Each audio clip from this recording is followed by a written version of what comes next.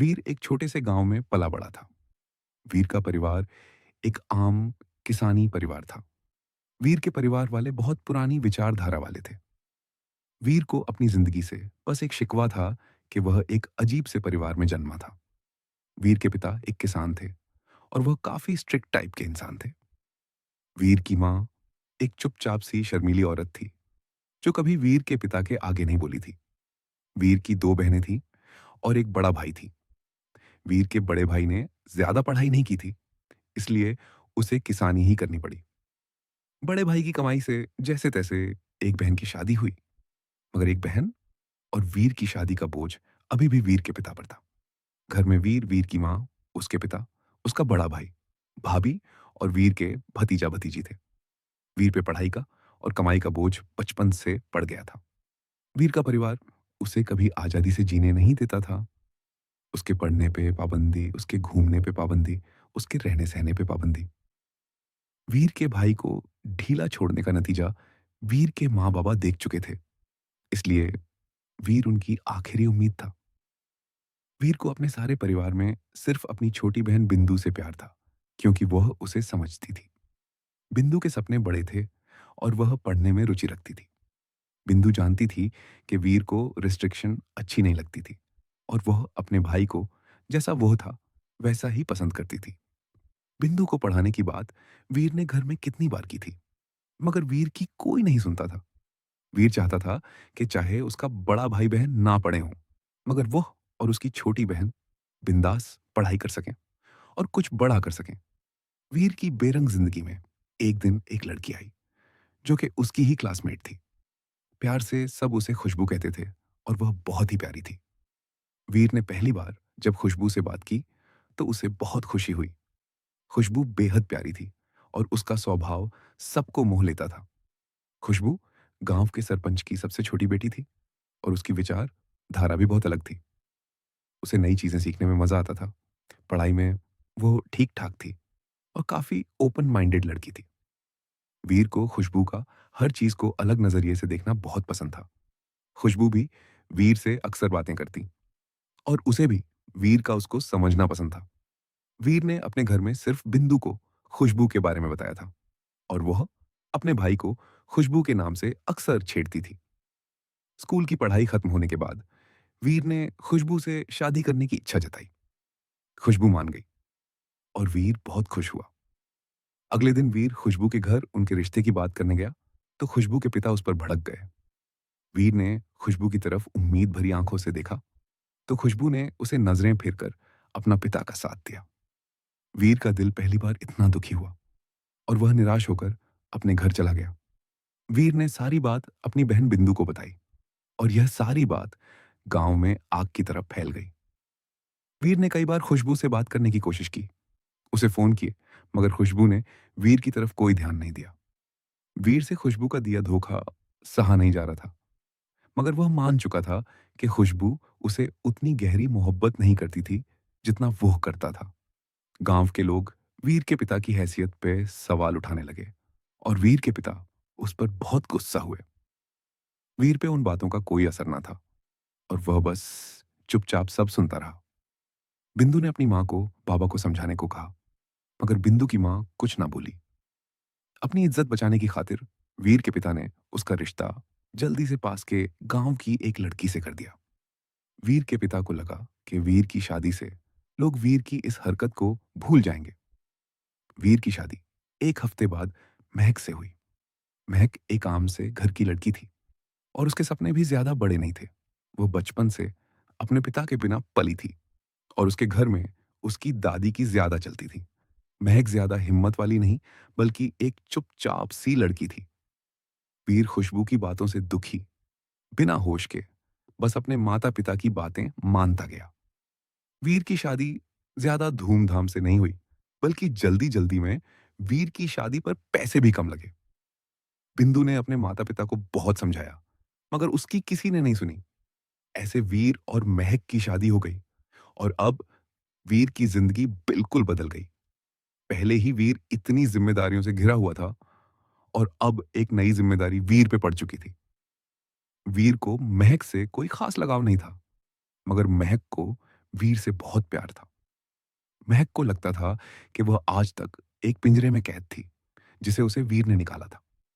वीर महक से ज्यादा बात ना करता, ज्यादा पूछताछ ना करता, उसे उसकी मर्जी से जीने देता। इस सब से महक को महसूस होने लगा मानो अब वह आजाद थी, और वीर उसे समझता था। मगर बात कुछ और ही थी। असल में वीर को महक से कोई लेना देना ही नहीं था, क्योंकि वह अब भी खुशबू के ही ख्यालों में खोया रहता था। वीर ने अपने परिवार से विनती की कि वह शहर जाकर कमाई करना चाहता था। पहले तो वीर का परिवार ना माना, मगर फिर वीर की जिद पर उनको हाँ करनी पड़ी। वीर शहर गया महक के साथ। वीर को बस अपने परिवार से छुटकारा चाहिए था, जो उसे मिल चुका था।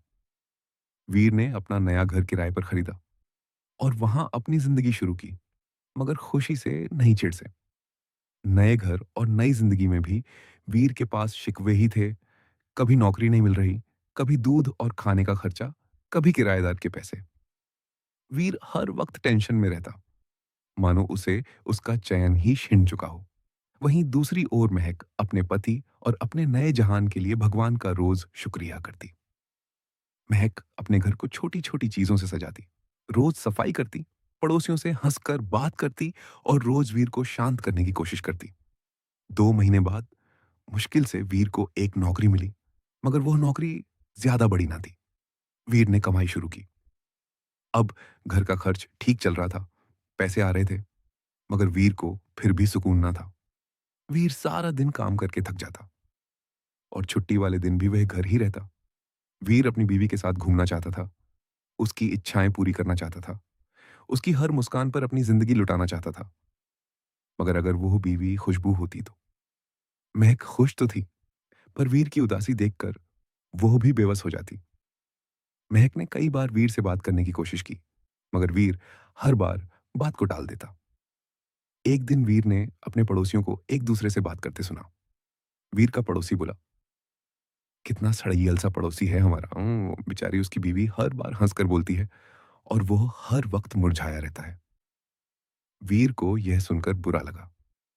पीछे से महक मुस्कुराती हुई महक आई, मगर वीर ने उसे घर से बाहर निकलने से मना किया। महक चिढ़कर बोली, क्या हो जाता है आपको वीर? ऐसा क्यों करते हो आप? मुझे बताइए, मुझसे क्या गलती हुई है? वीर गुस्से में बोला, घर के अंदर रहा करो, खबरदार अगर बाहर आई तो। महक डर गई और घर के अंदर रोते हुए चली गई।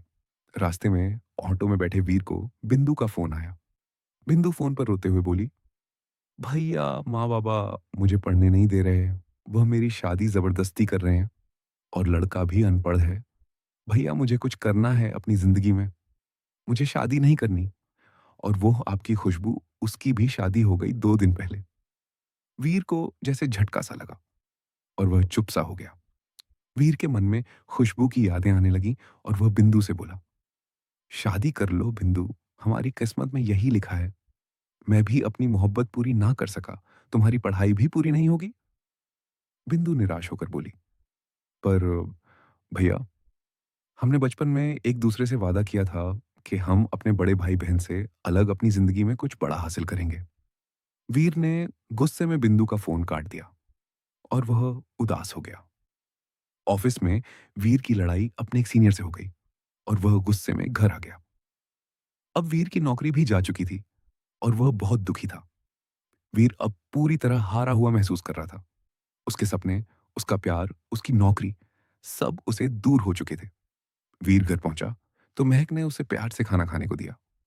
वीर महक की तरफ देखकर बोला, मेरी नौकरी छूट गई है और अब शायद हमें सड़क पर बाकी जिंदगी गुजारनी पड़े। महक मुस्कुराकर बोली, कोई बात नहीं वीर, हम वापस गांव में जाकर रह लेंगे।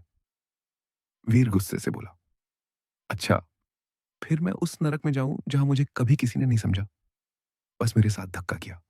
मेरा कोई सपना पूरा नहीं हुआ, मेरी मोहब्बत अधूरी रह गई, तुम मेरे पल्ले पड़ गई। रोज तुम्हें देखकर एहसास होता है कि मैं कभी अपनी असली मोहब्बत को ना पा सका। दूर रहो मुझसे। वीर ने गुस्से से महक का बनाया सारा खाना जमीन पर फेंक दिया और घर से चला गया। महक आंखों में आंसू भरे प्लेट हाथ में पकड़े खड़े होकर वीर की बातें सुनती रही। वीर घर से निकलकर रोते-रोते एक मंदिर के पास जा रुका और मंदिर की सीढ़ियों के पास रोते हुए बोला, "क्या करूँ? मैं कहाँ फँस चुका हूँ भगवान? ना मेरा परिवार मुझे प्यार दे सका, ना मुझे मेरी खुशबू मिली और अब मेरी नौकरी भी चली गई। क्या यही लिखा था मेरी किस्मत में? आज तक जो भी सपने मैंने देखे, सब झूठे थे। क्या?" वीर सिर झुकाकर रोने लगा कि तभी उसे जमीन पर एक चेन मिली, जिसमें एक हरा मोती लगा हुआ था और वह चेन बहुत चमचमा रही थी। वीर को वो चेन अपनी तरफ आकर्षित कर रही थी। वीर ने उस चेन को अपने गले में डाला और वह फिर रोने लगा। वीर को एकदम से सिटी हॉस्पिटल से फोन आया कि महक का सड़क पर चलते-चलते एक्सीडेंट हो गया था।